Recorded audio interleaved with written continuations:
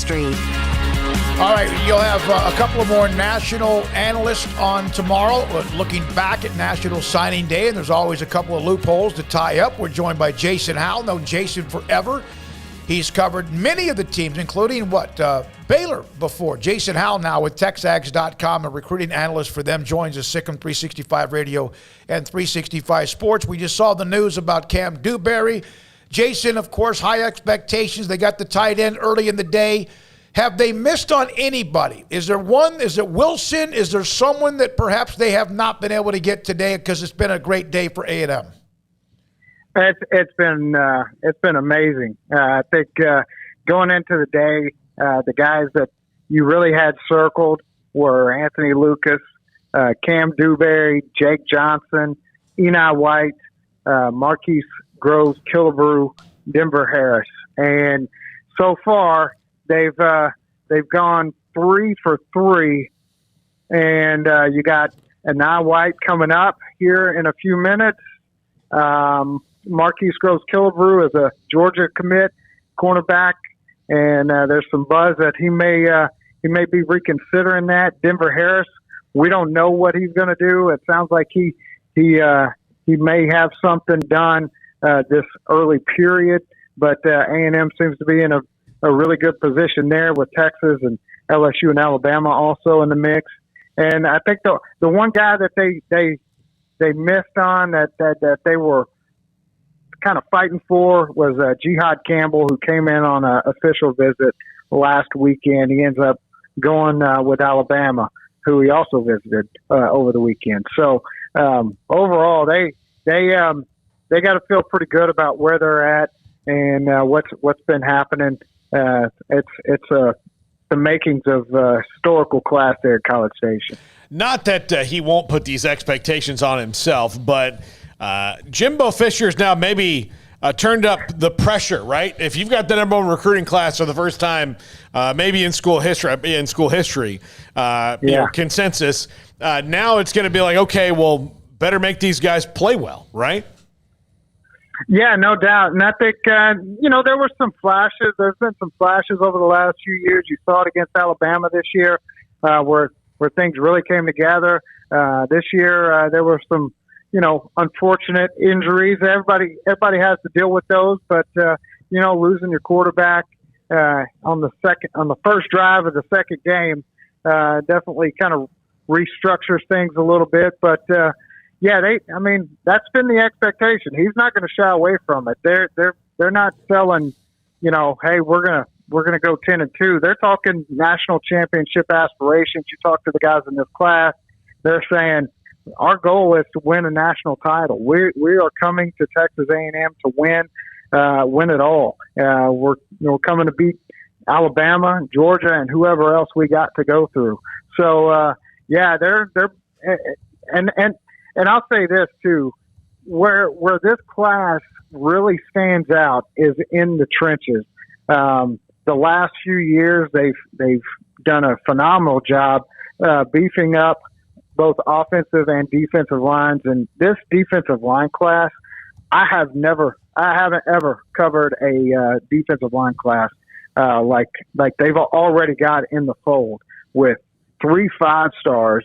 Already committed and signed, and possibly adding, another high 4, borderline 5-star in Eni White, and to go along with Malik Silla, who's a national top 60, 75 player in the country. So it's ridiculous. It's different.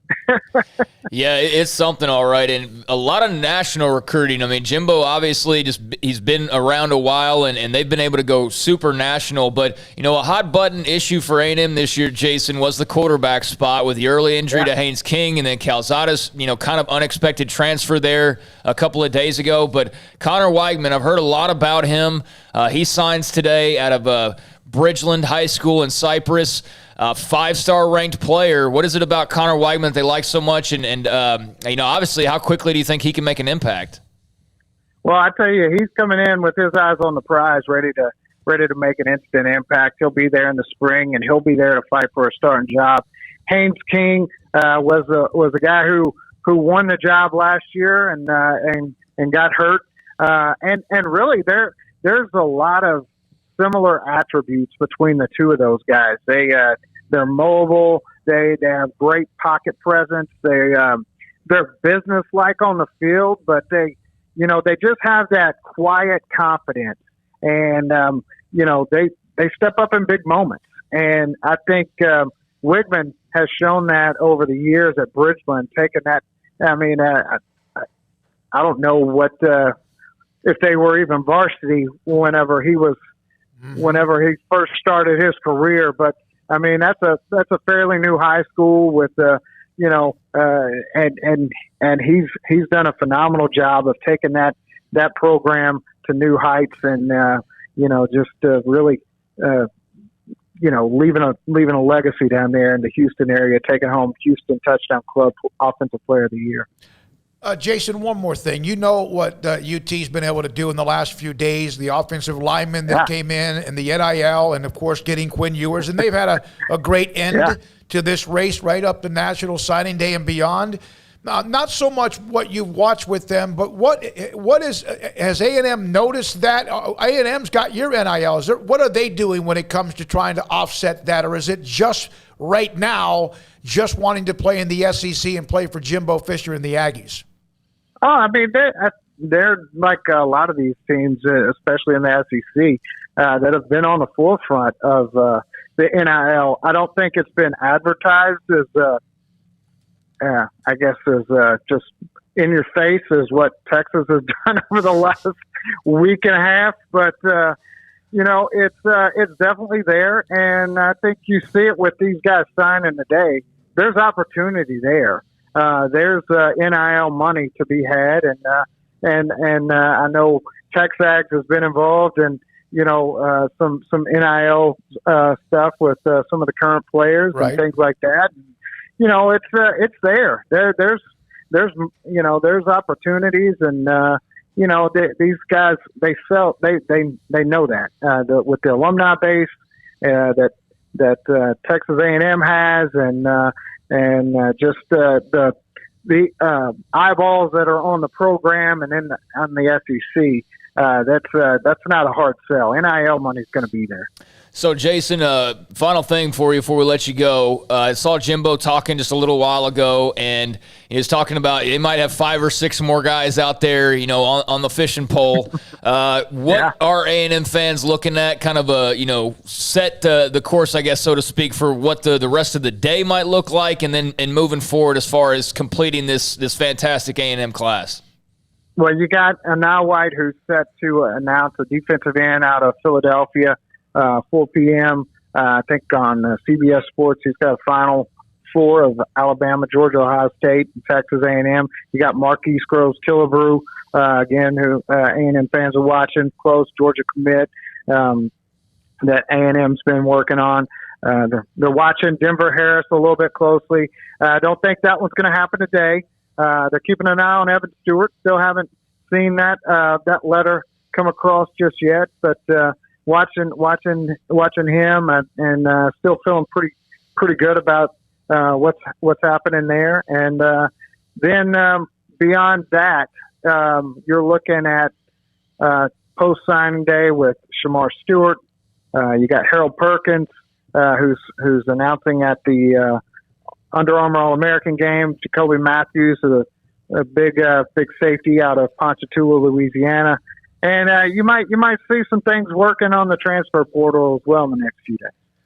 Whatever happened with Evan Stewart? He just said he's not officially signed yet. Okay. Yeah. Okay.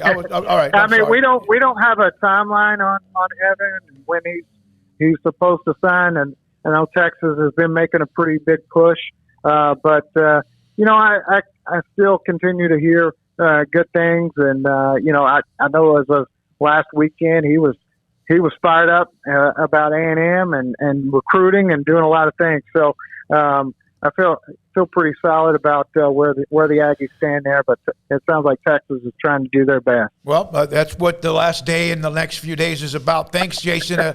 Absolutely. A chunk of elite players. Now you got to do something with them when they get there, either of course, in about a month when they get on campus for the spring, or those who come a little bit later on.